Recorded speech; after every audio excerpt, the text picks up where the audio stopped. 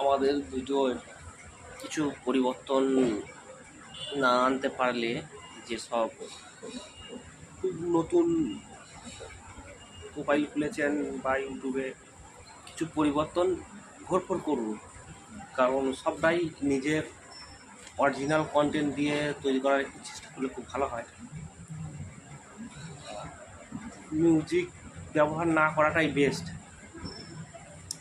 মিউজিকে খুব প্রবলেম, আর তার থেকে বেশি সমস্যা যে যদি মিউজিক থাকে বা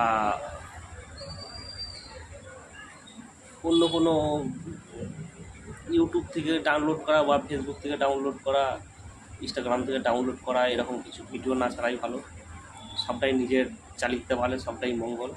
আর নিজের কন্টেন্ট দিয়ে সবসময় তাতে ভিউ কম হোক, কিন্তু গাইডলাইন্সটা ঠিক থাকবে ইউটিউবে।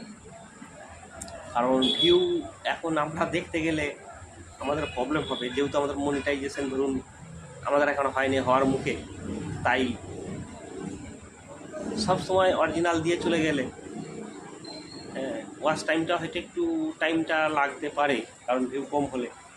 আর যদি ভিউ পাওয়ার চেষ্টা করি তাহলে দেখছি ইউটিউব আমাদেরকে দেখবে না, কারণ আমাদেরকে বিভিন্ন রকম সাউন্ড বা অন্য জায়গা থেকে কিছু মিউজিক ভিডিও ভিতরে ঢুকলে ভিউ হবে না।